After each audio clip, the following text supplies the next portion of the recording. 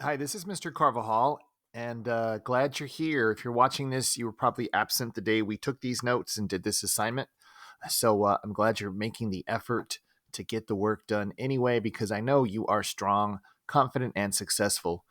So we took notes in our writer's notebook, backwards and upside down, but this is close enough. So listen in, pay attention, and be thinking and imagining, because that's what helps us remember. So we're taking notes. This is the multi-genre unit. We're talking about a genre. It's just like the type, the kind, the kind of writing, the genre.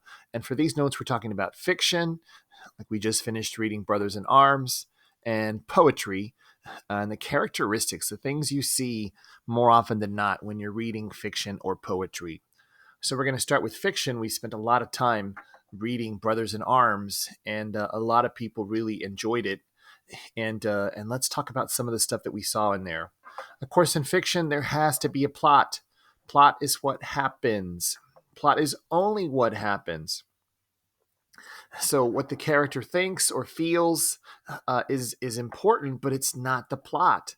So, in Brothers in Arms, Martin is with his friends on the street. They're hanging out. His little brother comes and talks to them, annoys them. He sends him away. Little brother comes back. Little brother gets killed, right? That's all plot. Those are all plot elements. Now, all the feelings, all the emotions, everything that people say and do, everything that they feel isn't part of the plot. The plot is only what happens. So keep that in mind. What else is important in fiction? There has to be a setting. Hey, where is it taking place? What's happening around the characters? And of course, that made a difference in the story, didn't it? Because in the neighborhood he was in, it's an area with lots of gangs, and maybe if he lived in a different area, that wouldn't have happened. So the setting can make a big deal in a story. Of course, there has to be conflict. What's the problem the character's trying to solve? And like in Brothers in Arms, well, there's more than one conflict, right? There's the internal conflict that he tries to decide what to do for the future, and then there's the external conflict, and Martin conflicts with lots of different people, right? He has problems with Steve. He has problems with Mr. Mitchell. He has problems with his mom. He has problems with Frankie. So lots of conflicts to in this story. And of course, there have to be characters, people in the story. And for this assignment, we're focusing on the theme, and we all kind of understand it now. I remember to remind people, theme is like literally the me, the message. So if you think of what's theme, the message about life or human nature, and you have to look at what the characters are doing. How do the characters react, and how the characters act to the plot elements, the setting, the other characters? Well, hey, that tells us the kind of person that the characters are. So we saw the way Martin reacted to what happened. He got angry, right? Like a lot of guys. He couldn't let go of his anger. He kept doing things that were self destructive, and he was on the verge of ruining his life, right? But he ended up not doing it. And when you see how the characters act or react, it tells you the kind of person they are, and it helps you figure out, right? You can infer what the message is about life or human nature. So keep in mind, though, theme is not directly about the story. When you're talking about theme, you're not going to talk about Martin. You're going to talk about people, or you're going to talk about life. So if I ask you for a theme statement, no, not this one. Martin struggled to let go of the past so he can have a better life. Nope, we're not talking about Martin. We're talking about people or life. So instead, it would be something like people have to let go of the past so they can have a good future. Or you have to let go of the past so you can have a good future. That's a good theme statement. That works. And this one does too. Life isn't fair, right? Remember, we're talking about people. We're talking about life. Life isn't fair, but you have to let go of the past so you can have a good future. So keep that in mind. Also, of course, there's commentary. Martin talked a lot about how he felt and what he was thinking about what was going on. So that's a big deal in writing. Of course, there have to be details and description so you can picture it and understand it. And of course, figurative language also helps you picture it, gets to your emotions, and really brings the story to life when you add in those similes and personification and hyperbole, all that kind of stuff. So very powerful. All right, we're also talking about poetry. Yay, poetry. Remember, fiction has to have plot, but poetry doesn't. Poetry is all about emotion. So you're trying to get your reader to understand how you feel, to connect with feelings that they probably have too, because we are pretty much alike in a lot of ways. And however you're feeling, somebody else feels that way too. Trust me. So the poet tries to make you feel and understand how they feel. When we're talking about emotion in writing, well, we're talking about two things. We're talking about the tone, and the tone is how you think the writer, the narrator feels, or we're talking about mood, and that's how the writing makes the reader feel. So if you're reading it and it makes you feel sad, well, you're thinking about yourself. Well, we're talking about a sad mood.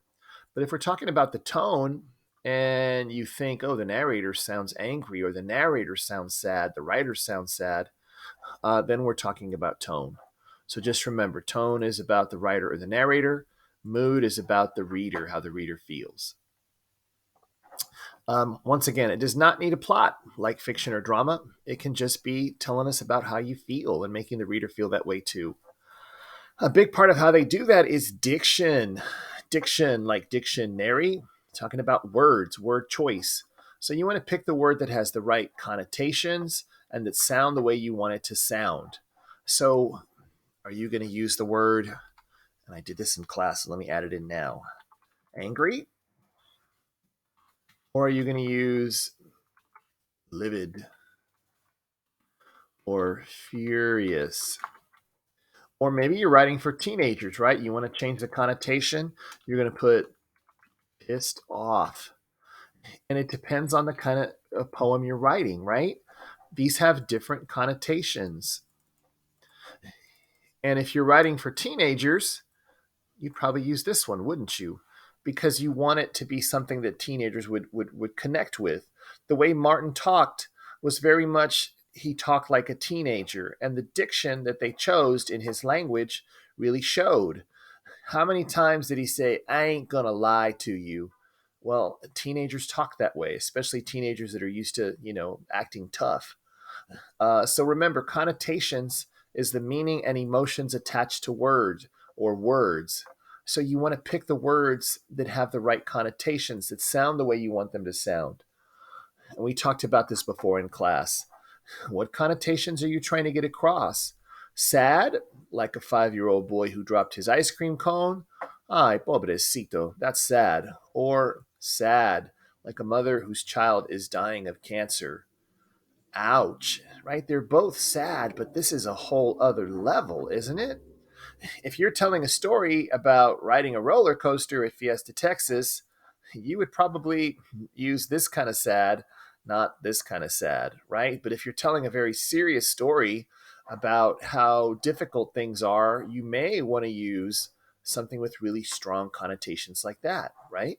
Which is better? It depends on the emotion. It depends on what you're trying to write.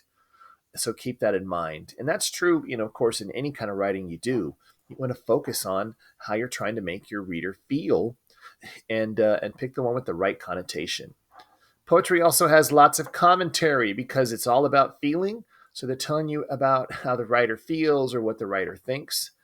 That's that commentary. Lots of figurative language because figurative language can really tie into people's emotions. So lots of similes, metaphors, personification, hyperbole, anything like that. Poetry is also focused on rhyme and rhythm, the beat, the cadence of the poem that makes the sound of the words. So if you use certain words, it's going to have a certain beat to it, and you're gonna focus on that. That's big in rap, right? Focusing on rhyme and rhythm, but it's also very true of poetry, which is basically where rap comes from. When we're talking about the beat or cadence, a lot of it has to do with the syntax. Maybe you haven't heard that word before, but it's a good word. If you're not paying attention, pay attention now. When we're talking about syntax, we're talking about word order. And rappers play with syntax all the time, even if they don't know this word. but that's what they're doing, right? Syntax is the word order. You change the word order around, and you're going to change the sound, you're going to change the rhythm or the rhyme. So here's how you would expect the syntax to be, the word order to be. I love you. Well, you're ending with you, so you have to rhyme with you. I love you. I love the color blue too. That's a rhyme. Yes, it is, but it's a specific rhyme, specific rhythm. But let's change the rhyme. Man, I want it to sound different. I want people to notice it. I don't want to just say, I love you. I want to say, you, I love. And now I've got to rhyme with love instead of rhyme with you. So, you, I love, you are a gift from God above. And I like the way that sounds. I might use that in a poem. Also, we're talking about rhyme and rhythm. We're also talking about line breaks because where you stop the line changes the way people read the poem. So when you play with the line breaks, you can make people pause, you can make people go faster, you can make people stop. So think about that. When you end a line with punctuation, the reader stops and thinks for a moment. It makes the reader pause. It makes the reader slow down. And that's called end stopped. The line is end stopped if you end with punctuation like this right here. If you don't have any punctuation, it makes the reader kind of speed through and keep going. And that's called enjammed. Same thing with your stanza breaks. Whatever you end the stanza with, the reader's going to kind of slow down and stop and think about. So, especially if you make the line end stopped at the end of your stanza, it's really going to make your reader take notice. Okay? And then, kind of like with paragraphs, right? When you have a new stanza, when you want to change focus, or after you want the reader to stop and think, you make a new stanza break. Okay, so that's our notes for today. If you need to look over this again, go back. There's also a copy of this attached to the assignment, so you can download and keep your own. And if you have any questions about the notes, let me know. Thanks for listening in. Have a great day. Bye-bye.